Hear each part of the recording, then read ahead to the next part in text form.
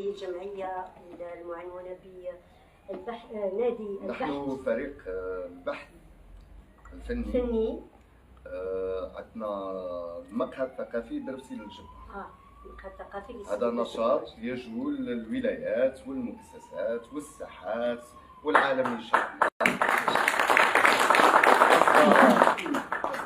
التعريف بالثقافة المحلية الخاصة بولاية تينيمسان، وليس مدينة تينيمسان ولكن ولاية تينيمسان وما يحيط بها.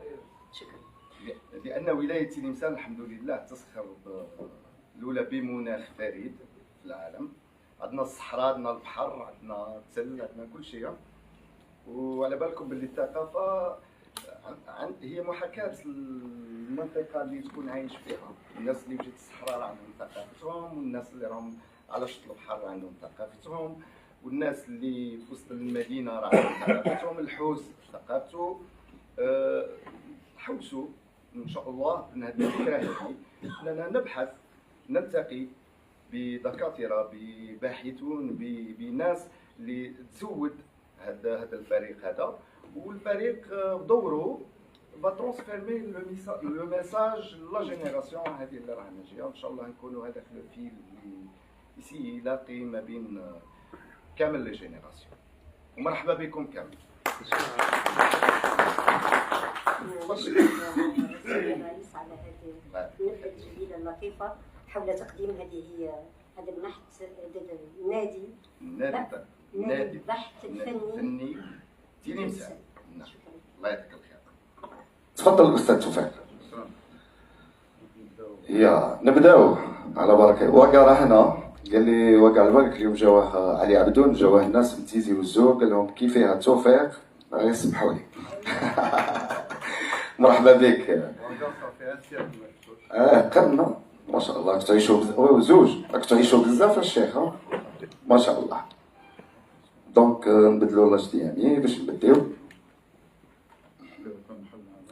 صحيح مش مشكل، تقدر نفتحوا حتى ريح أسئلة.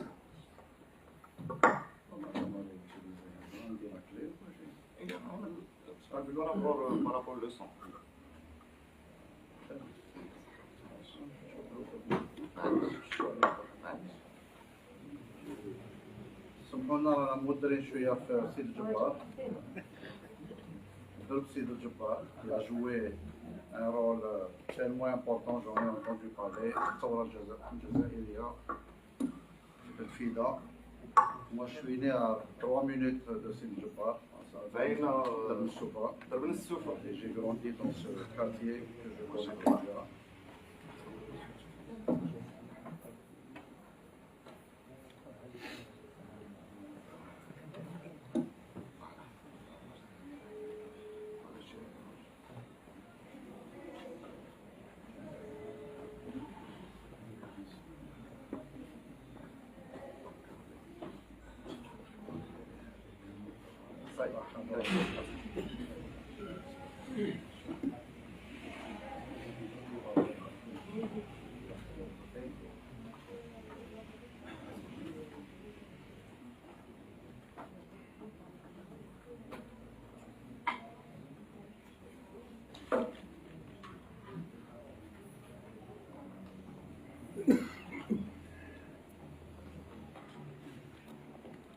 مساء الخير مرة أخرى.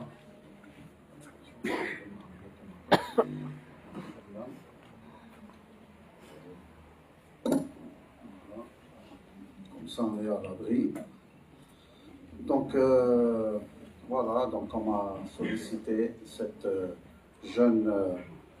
jeune café culturel, parce qu'on a tendance à dire café littéraire rapidement, café تعودوا على café culturel. C'est bien que des jeunes s'engagent dans la culture locale, quand je dis locale, de la wilaya et donc de ce grand pays اللي هو الجزائر اللي عندنا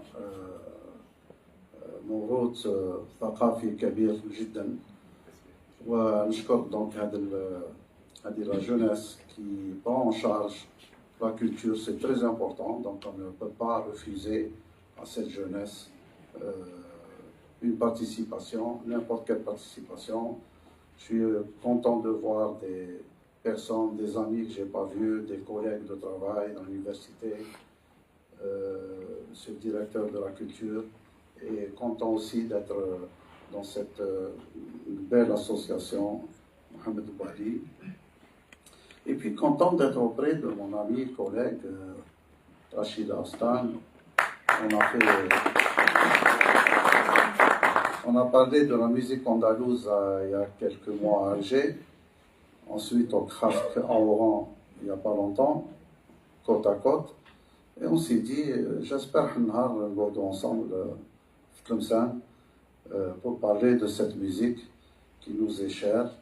Et d'abord, moi je préviens à chaque fois que je ne suis pas musicologue, je ne suis pas chercheur en musicologie.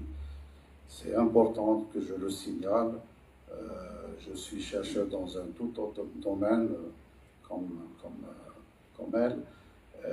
Mais la musique, ça a toujours été ma passion. J'ai baigné dans cette musique, puisque Drmessoufa a vu naître Cheikh Boudelfa, juste à côté de nous, qui a été le maître, Cheikh Rabi Nassari, et qui a vu naître aussi beaucoup de jeunes talents, de musiciens, etc.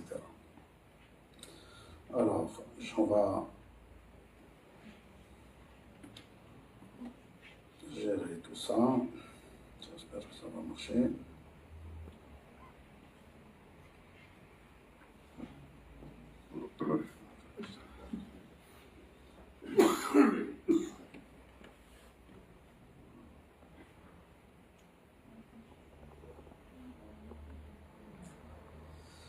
Donc voilà, quand on dit musique, attendez, ça va marcher. Donc quand on dit musique andalouse, déjà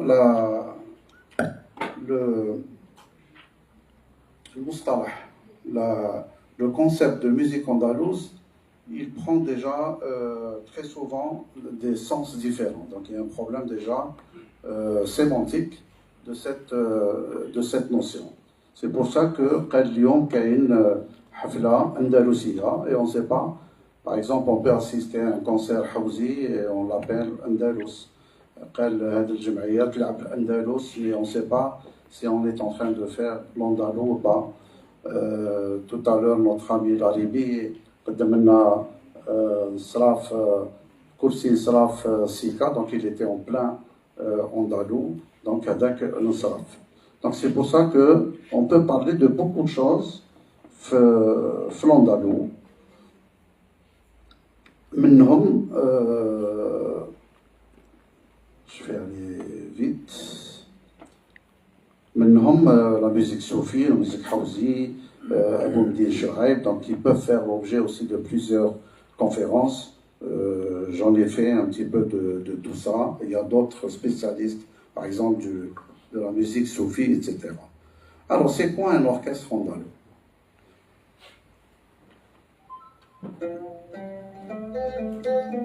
Donc, vous avez reconnu, c'est moi déguisé. C'est le oud. Vous allez voir que... Ensuite, on va lui rajouter la mandoline. C'est un instrument qui s'est introduit plus tard. Ensuite, on a le koueta, que vous voyez là apparaître. C'est aussi un instrument qui transfère. Et puis, une misane, la percussion. Et puis, le violon alto. Parfois, on a le 4/4 avec.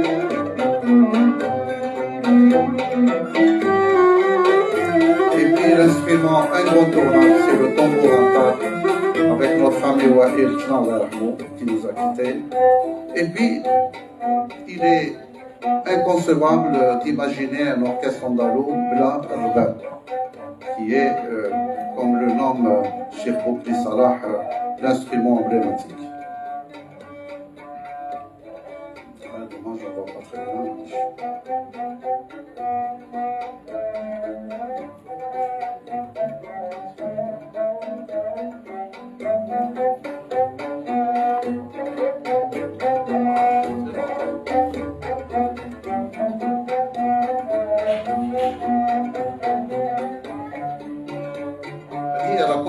création de ce qu'on appelle un orchestre en voix.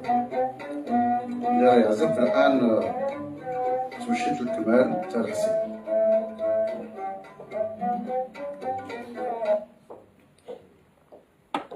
Donc, pourquoi Tlemcen et cette musique? Quelle est cette histoire entre Tlemcen et cette musique? Ce n'est pas un hasard si Tlemcen, cette vieille cité, fut l'habitacle de ce legs ô combien chargé d'histoire. La cité fut le carrefour d'une grande civilisation. Ça, on le sait, on ne va pas revenir en arrière sur toutes les dynasties qu'a connues Tlemcen. J'ai toujours envie de citer une citation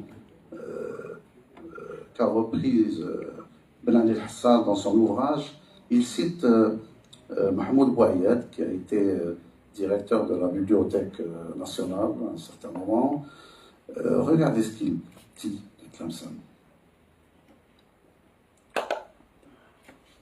Tlemcen, l'aînée, la plus ancienne, notera le musicologue Boudali Safir, hautement raffinée par ses us et coutumes, ouverte, généreuse, humaniste, tolérante, a toujours été la vigilante gardienne de sa mémoire orphique et de ce goût si prononcé qui tend vers des élans mystiques, tous les langages de la musique, comme l'observait dans l'une de ses œuvres sur la musique, l'universel philosophe algérien qu'adore Rachida Saint-Augustin.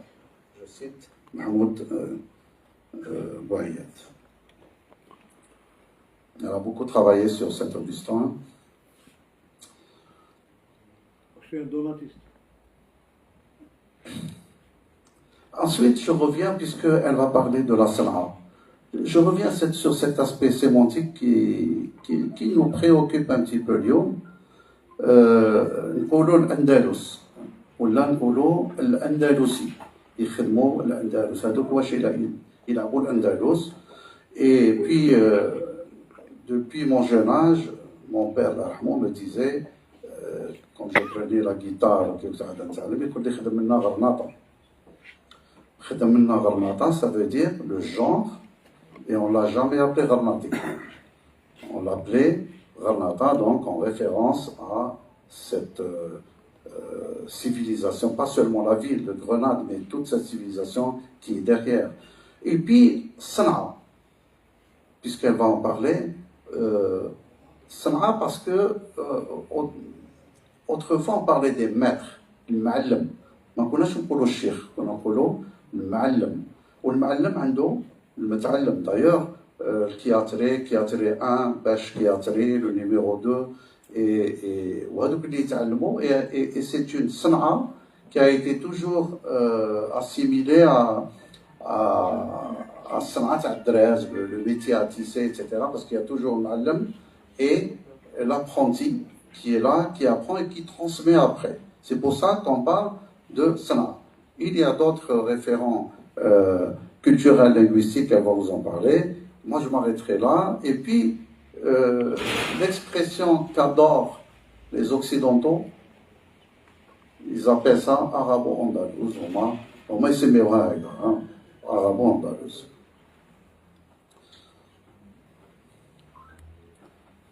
Alors, je vous invite à écouter. Alors là, c'est un film qui a été tourné lors de Tlemcen, capitale islamique, avec des amis, c'est Lutfi Bouchouchi qui est réalisateur, avec Maya Saïdani qui est chercheur, elle par contre elle est musicologue, et qui a fait, on a fait ce travail ensemble, et donc j'ai la permission de vous montrer tous ces passages. Alors la personne qui va vous parler maintenant, c'est un Américain qui enseigne, tenez-vous bien, qui enseigne la musique andalouse, Nouba, Californie, aux États-Unis. On a les Ardena, en 2011, elle était avec moi. Dites-nous en français, c'est un Américain. Qui j'ai يتكلم معنا في la conférence تاعو تكلم معنا باللغة العربية. نسمعوا له. واش يقول على هذه الصنعة؟ تعبيرة جديدة حديثة قد ظهرت في أواخر القرن التاسع عشر في بداية القرن العشرين. فهناك من يفكر أننا نقصد بالموسيقى الأندلسية أن كل هذه الألحان وكل هذه الأغاني التي نسميها اليوم الموسيقى الأندلسية أصلا من الأندلس. هذا ليس المفهوم الصحيح. نريد أن نقصد بالمصطلح الموسيقى الأندلسية أنها كلها من القوالب والنماذج الأندلسية التي ظهرت في القرون الوسطى في الأندلس. Voilà pourquoi la sémantique de toutes ces expressions pose un petit peu un problème maintenant. Alors la nouba, quand on dit nouba, entre pratique musicale et représentation. Alors, le mot nouba déjà, c'est un concept qui a évolué depuis Ziryab. C'est un concept qui a vraiment fait du chemin. Alors, je vous présente, pour ne pas trop m'attarder sur la nouba, une définition de Kamel Maté. Kamel Maté, professeur agrégé de chez nous, qui a été... Pourquoi Kamel Maté? Parce qu'il a été pendant longtemps président du jury du grand festival Sana'a d'Alger. Il connaît très bien notre musique. Alors, comment il définit la nouba? C'est le chant, donc le chant de la nouba andalouse, selon l'enseignement de Ziryab, donc 8e, 9e siècle, est composé de plusieurs vers, de rythmes allant du plus lent au plus rapide et de rimes différents, mais dont la composition musicale puise dans un même tabac, le mode, tel le zidan, mayal, mezmoum ou autre. La signification linguistique du terme nouba était tour de rôle, suppléance, lorsqu'il a été utilisé dans le domaine musical, donc il a évolué pour embrasser la signification de manifestation musicale bien déterminée, c'est-à-dire l'orchestre donc on n'est plus dans la tour de rôle, maintenant c'est nouba sur autre chose. Alors la personne qui va nous parler aussi de cela, c'est Elsner. Je ne sais pas si tu te souviens de lui, c'est un Allemand, musicologue qui est venu plusieurs fois à Tlemcen. Il adore la musique andalouse. Ce bonhomme, un Allemand, pourquoi j'insiste Allemand? Un Allemand qui pleure quand il entend, par exemple, Abdelkrim Dali chanter. Il pleure. Alors, un Allemand qui pleure, c'est pas, ça ne court pas les rues, déjà, et pour voir combien cette musique, elle peut toucher pas seulement ceux qui ont l'oreille, ceux qui ont baigné dans cette musique, donc elle peut toucher même des étrangers. Donc c'est un musicologue qui s'est vraiment intéressé à notre musique. Écoutons-le. Le terme de dénomination de cette musique andalouse, Ranata, Sana'a, etc. Et moi je pense, j'ai utilisé ça aussi, je connais ça, mais je pense, comme aussi chez nous en Europe, il y a cette musique bien sublime, que la musique andalouse est une musique aussi bien sublimée. Et pour cette raison, je dirais, c'est un bon exemple pour une musique classique, où se trouve la capacité d'un peuple. C'est une art qui est à un niveau très élevé, et je pense peut servir comme classique.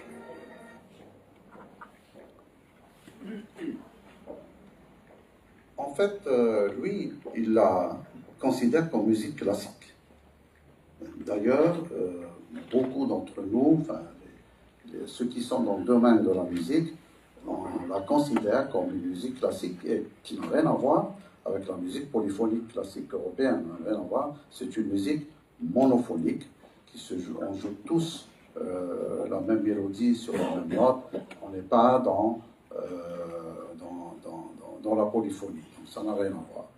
Alors, ce qu'il faudrait savoir aussi, quand on parle d'histoire de la musique, c'est que Tlemcen a hérité de Cordoue. Parce que les dates sont très importantes, parce qu'on parle beaucoup de la Reconquista en 1492, la chute de Grenade, et en fait, c'est en 1236 que Cordoue est tombé.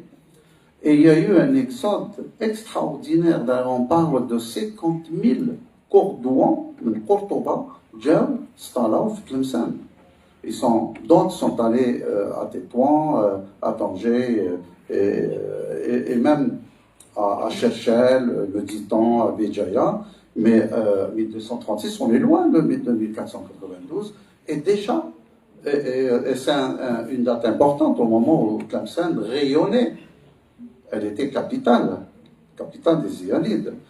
Rayonnait pas seulement par cette grande civilisation, cette grande culture, mais il y avait une musique qui existait à Tlemcen, qui se jouait à l'intérieur de la citadelle de Al-Mashwar.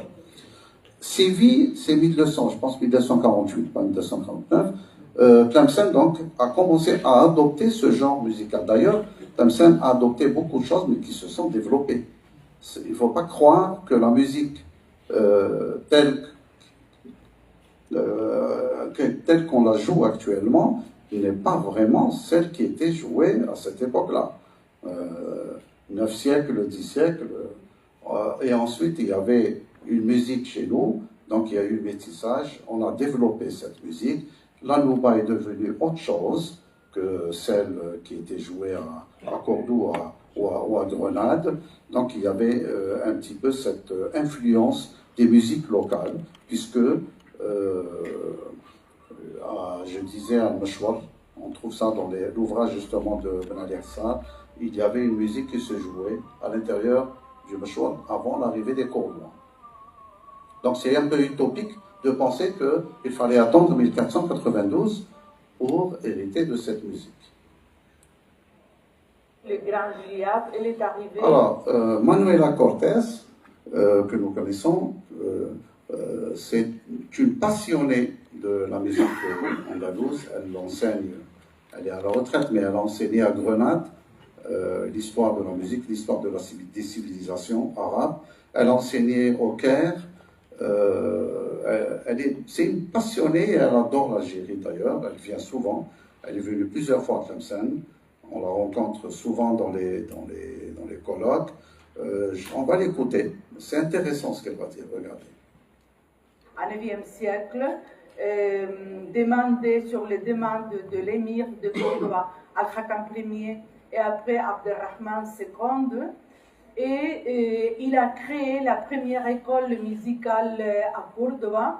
Elle a amené de l'Orient les mélodies. On suppose que ce sont des mélodies de Kitab al-Ani, le livre des chansons d'Al-Isfahani. Il a amené aussi les luttes.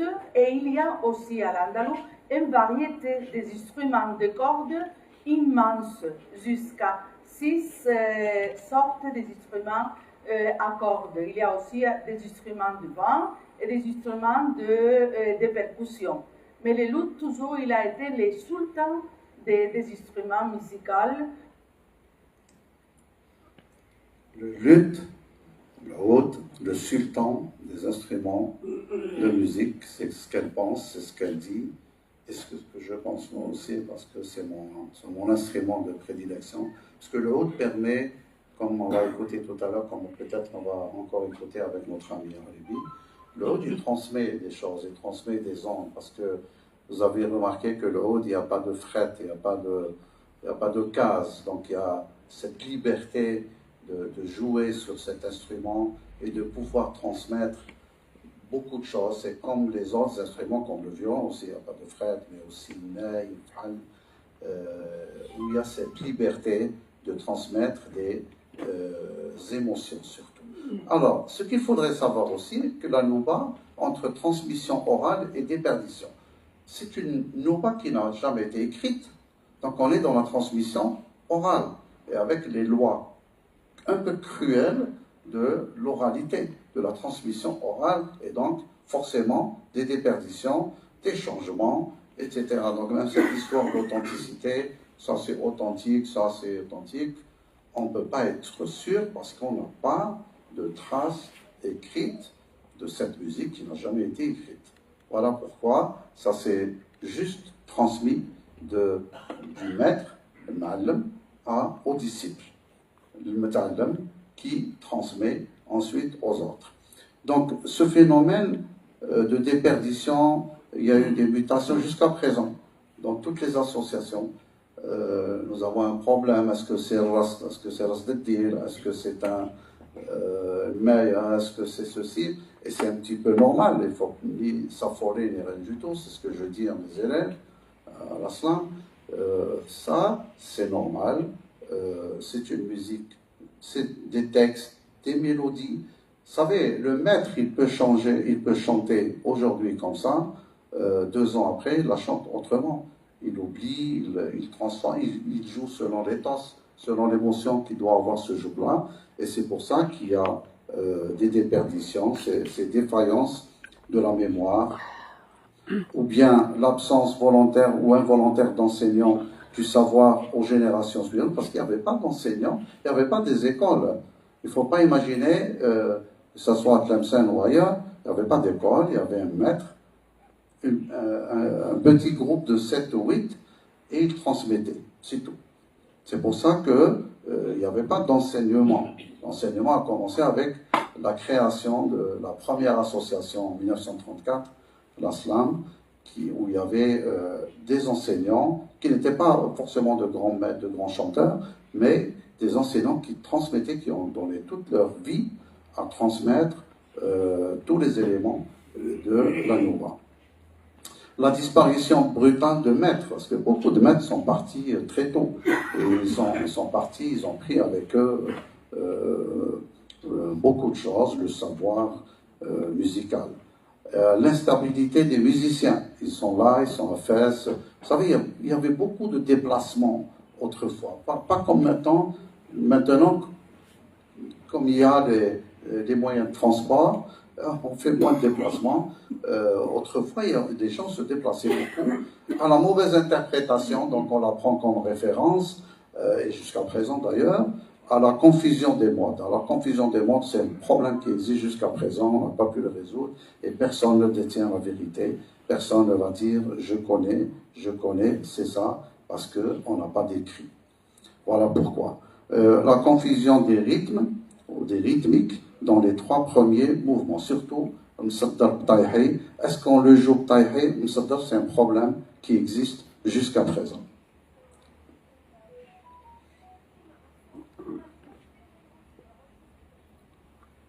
Alors, la Nouba, la référence qu'on a la plus lointaine, c'est le XVIIe siècle, avec Al-Maqarri, dans son œuvre intitulée Nafh Hatib, min Rasn al-Andalus al-Ratib.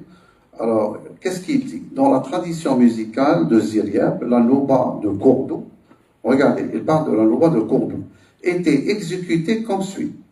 L'ouverture qu'on appelait Nashid, qui peut correspondre maintenant à... non, Nashid, c'est l'ouverture musicale Toucha, qui peut correspondre à Toucha.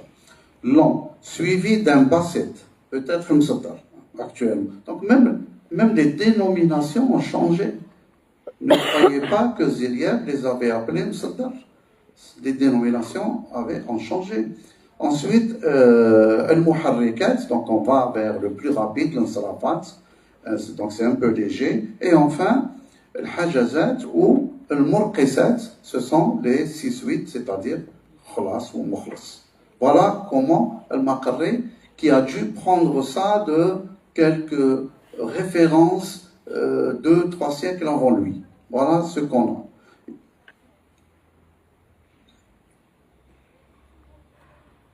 On a aussi Ibn al-Hayyan aussi qui a laissé quelques traces, 11e siècle. Alors, la Nouba, musique classique. Il s'agit donc d'une musique accompagnée de chants composés par des poètes andalous, très souvent anonymes, on n'a pas les noms, et qui ont... Alors, cette histoire anonyme, je ne vais pas m'attarder, mais là aussi, il y a beaucoup de pistes. Très souvent, c'est des femmes, très souvent des gens qui travaillaient dans la cour, dans le palais du roi, soit des cuisiniers qui composaient, etc., qui avaient peur de se prononcer, et on jouait le soir leurs morceaux qui venaient d'être composés la matinée. Donc très souvent anonymes, et qui ont repris la structure strophique du mouchah et du zajal. Mouchah, l'explication la plus rapide, elle peut rester 3 heures en train de vous l'expliquer, Rachida. Mouchah, c'est le dialecte de l'époque, donc c'est une langue, c'est un registre qui n'est pas très très classique, mais qui est déjà très beau, et qui permettait le chant. Alors que le mouchah, on peut citer qui, nous avons un spécialiste aussi avec nous, c'est le Snossi, hein? Ibn Khatib, nous avons Ibn Zaydoun, qui ont les textes de Ibn Zaydoun très beaux qui n'ont pas été chantés, par contre, qui sont de très très beaux textes moucha. Donc le zajel, c'est le dialecte de l'époque. Donc ce legs andalou qu'on va retrouver notamment à Fès, à Tlemcen, mais aussi dans d'autres villes, Blida, Alger, Jaya, Chachel, Constantine, maintenant on le trouve à Sougar. Il y a une association à Sougar, il y a une association à Tiaret, il y a une association à Mascara. Ça c'est très très intéressant de le savoir, parce que avec les représentations qu'on a, c'est une musique réservée à une certaine classe. Je pense à Biskra aussi. Moi j'ai rencontré des jeunes de Biskra, ils sont fabuleux, ils jouent très bien l'instrument. Donc ça commence à changer, ce n'est plus ce qu'on pense. Et puis le ballet royal, donc je disais, on chantait aussi avant, et ça fait un brassage très intéressant qui a donné naissance au Hawzi plus tard.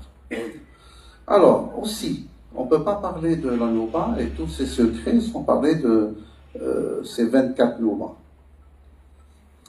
Est-ce une réalité? Est-ce une légende? Est-ce un mythe? Est-ce 24 Noubas qui correspondaient aux 24 heures de la journée et de la nuit?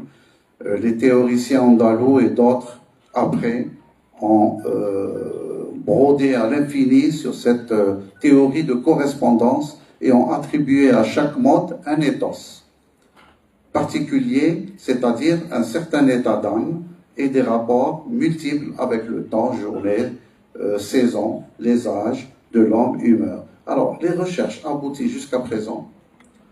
Vous savez, avec les lectures que nous faisons, il y a Boukri Salah qui me déclare qu'il y a, tenez-vous bien, 50 Noubas. Je vais vous expliquer. Les Noubas, ce ne sont pas toutes des Noubas de mode. D'accord? La Nouba, elle est modale. Mais il y a des Noubas thématiques. Par exemple, Raml Ashiya, il y a Raml qui est modal, le mode Raml, c'est un mode. Et il y a la thématique, c'est la thématique d'un Ghurub Shams, le crépuscule, la nostalgie qu'on ressent quand le soleil disparaît, etc. Le Maya, c'est une Nouba thématique. Alors, les Noubas thématiques sont répertoriées. Elles existent dans beaucoup d'ouvrages, et c'est pour ça que cette histoire de 24 Noubas, on n'a pas très bien défriché un petit peu le problème.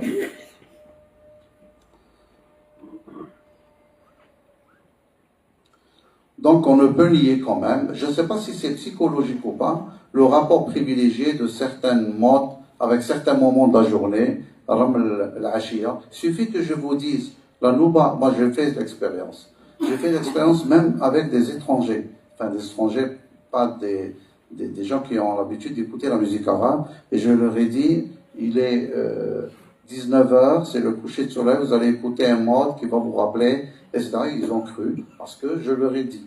Donc on ne peut pas le sentir si vous ne le savez pas à l'avance. Donc ça peut marcher. Mais il faut y croire. Alors qu'est-ce qu'on peut dire aussi? Ziryab Ibn Bajan, c'est vrai que Ibn Bajan, on passe, philosophe, médecin, astronome, géomètre, musicien, poète, andalou à Saragosse vers 1085, est mort empoisonné donc à Fès vers 1138, après un passage par Oran. Il est venu à Oran, dont le nom latinisé est avant passe. Il eut pour maître Ibn Zahra. esprit universel, musicien, compositeur. Pourquoi je vous dis tout ça? Mathématicien surtout. Très grand mathématicien, parce qu'il a structuré la Nouba. Donc, on est loin de Ziriab.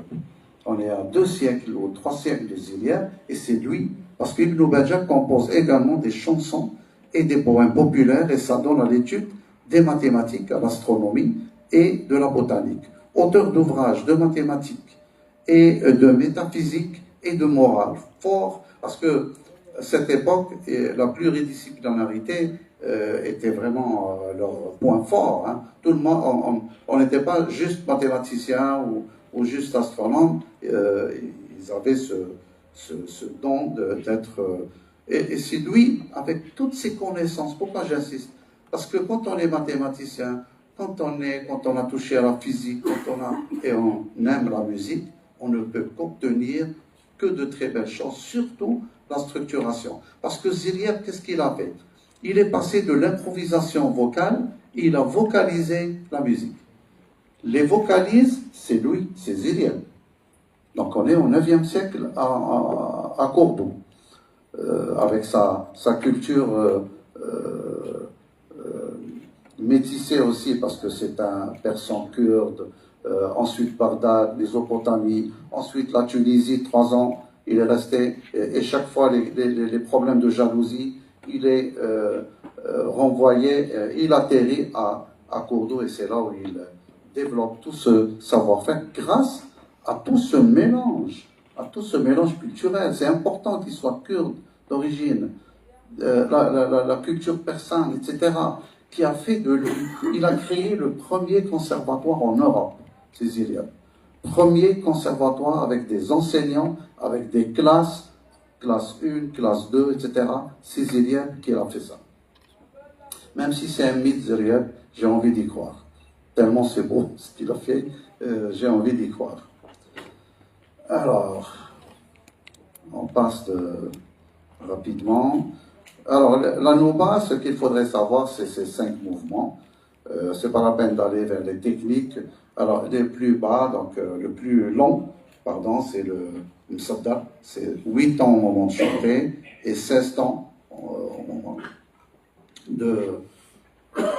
moment de chanter. Ensuite, Tayhi, 8-4, Dorj, 6-4, l'Insiraf, qui pose problème, 11-8, 12-8, Khalas, le 6-8.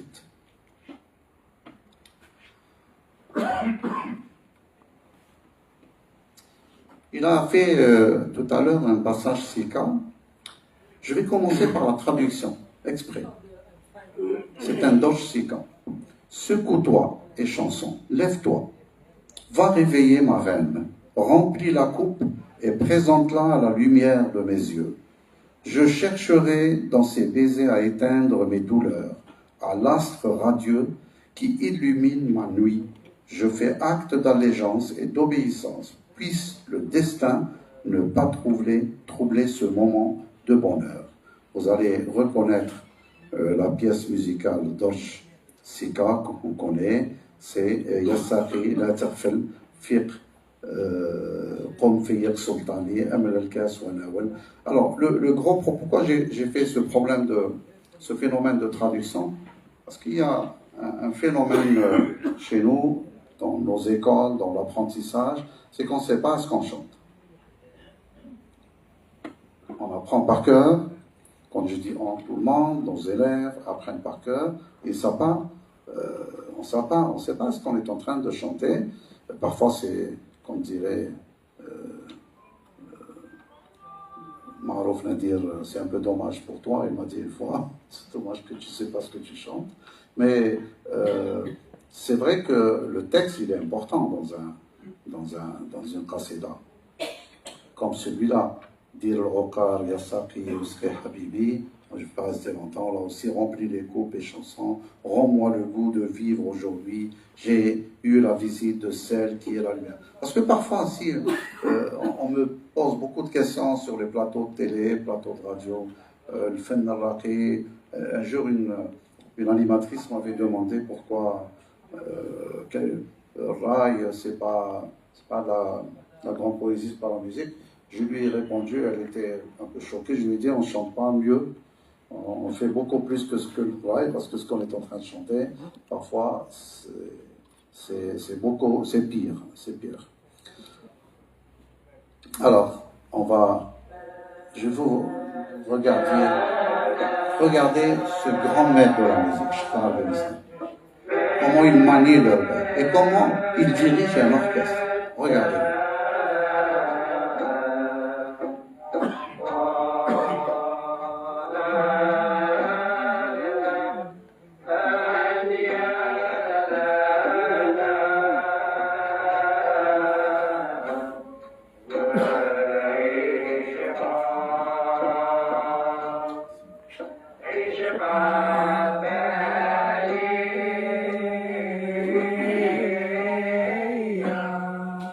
C'est fabuleux.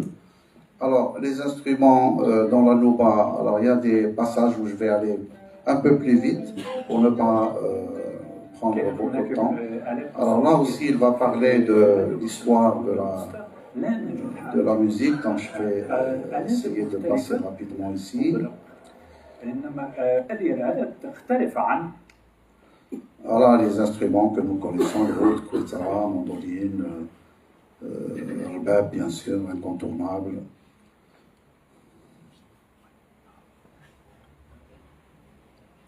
Je voudrais qu'on arrive, ney, un instrument que, dommage, disparu un petit peu chez nous, fahl et ney, violon alto, violon 4/4, etc., qu'on retrouve très...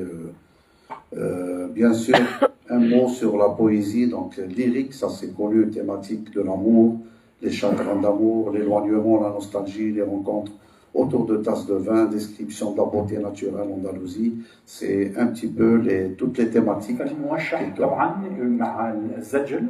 قد ظهر في الأندلس في القرون الوسطى. إنما معظم الأغاني التي نسميها اليوم الموسيقى الأندلسية قد لحنت وقد نظمت في المشرق وفي المغرب في القرون بعد سقوط مدينة غرناطة. فلذلك من الممكن أن نسميها الموسيقى الأندلسية المغربية أو المغرب. C'est ce que je disais, c'est une musique maintenant maghrébine plus qu'autre chose. Là, je laisse passer des choses. On y reviendra. Ça, c'est toujours moi qui va. Alors là, je vais vous raconter ce que je dis. Je parle de la transmission intergénérationnelle. Parce que cette musique nous a été transmise au sein de la famille. Et nous avons beaucoup de familles où c'est le père, grand-père, le père en fils, où on transmet un petit peu cette musique, c'est un petit peu manquant, même si les pères ou les parents n'ont pas été très connus ou n'ont pas été totalement connus. Nous avons des familles entières qui jouent cette musique. On est allé filmer la famille Hamidou. C'est toute la famille qui chante et qui joue. Incroyable. Je vous laisse.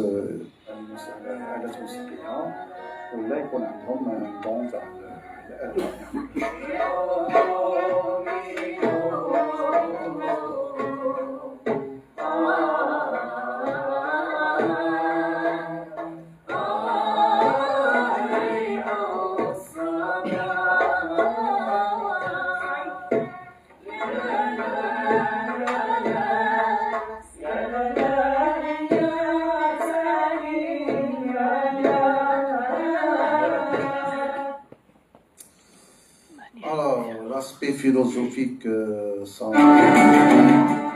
Alors, je vais juste pour aller vers la fin, pour montrer que cette musique, elle peut s'ouvrir. Voilà, ça c'est mon avis. On peut ne pas être avec mon avis. Et nous avons fait une expérience en 2014, 2015 et 2016. On a fait 4, je pense même 2017, avec un orchestre symphonique de la ville de Lille, qui est venu à 2 reprises à Tlemcen, et on avait fait une expérience. Et comme notre musique n'est pas écrite, avec notre ami Khalil Bab Ahmed, on a écrit Touché Kbira, et on leur a donné, on est monté sur scène pour présenter Touché Kbira avec un orchestre de Tlemcen et 18 musiciens de la ville de Lille. Les répétitions s'enchaînent, le contact s'établit et le concert a lieu.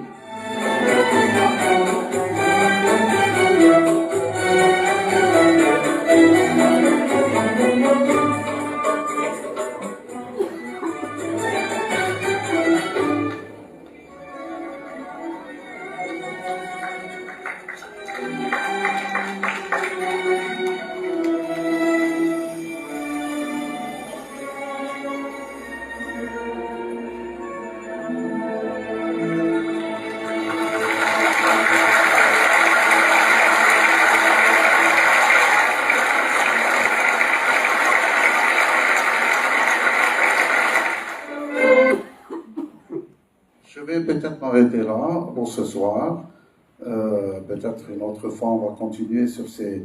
Mais sur cette note, sur ces applaudissements, je vous remercie de m'avoir écouté. Shukran lakum. Merci, monsieur Toufek pour le vrai. Vraiment, hein? تمتعتوا شوية محمد الهواري؟ ها؟ فواياج ها؟ ماذا بينا يجد. شتا على بالي. على بالي. طون تايمينغ لو طون شتا المغاربة مازال عاود كاينة عاود ها؟ هبة نحالي بونسوار كي عشيت لاباس تفضل معنا يلا بون سي هبة اطلع للبوديوم Monsieur Toufek, merci beaucoup, vraiment, mashallah. Inch'Allah, une deuxième.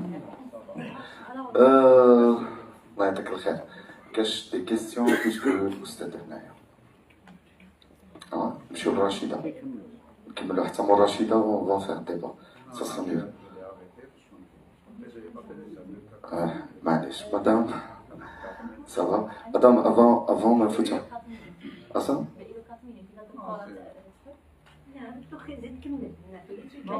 ونزيدو باقي 4 minutes دونك لا انتينا مش عارف تحبست داكور عطيو له الميكرو باش يزيد Une rencontre avec les élèves de l'association musicale Courtoubia au centre des études andalouses de Tlemcen en présence de maître Salah Boukri. C'est juste regarder ces enfants. C'est un message, c'est l'avenir. L'avenir de cette musique, il est là, chez Andal.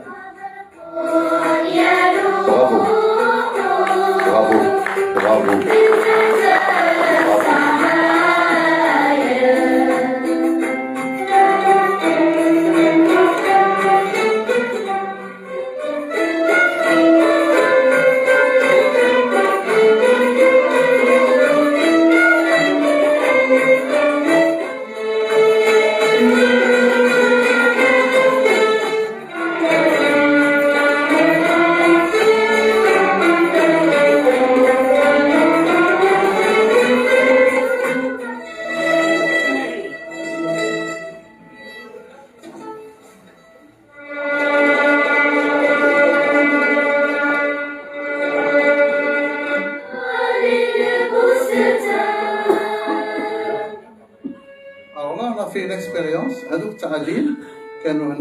Ils ont offert une séance pédagogique et علموهم la polyphonie.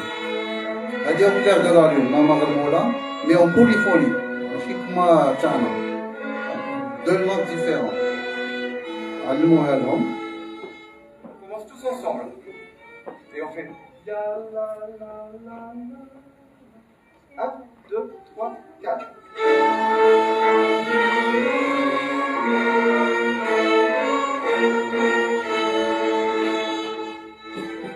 Ensuite, ils leur ont offert, les Romains, les quatre, un quadrio.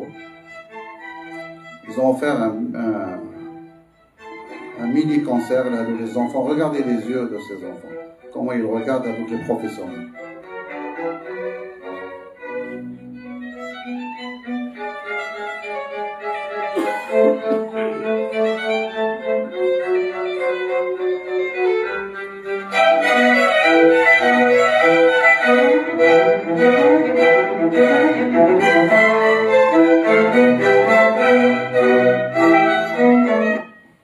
Voilà, je vous remercie d'avoir fait ce voyage avec moi. Shukran lakum. Barakallahu fikum. يعطيك الصحة الشيخ. برافو برافو.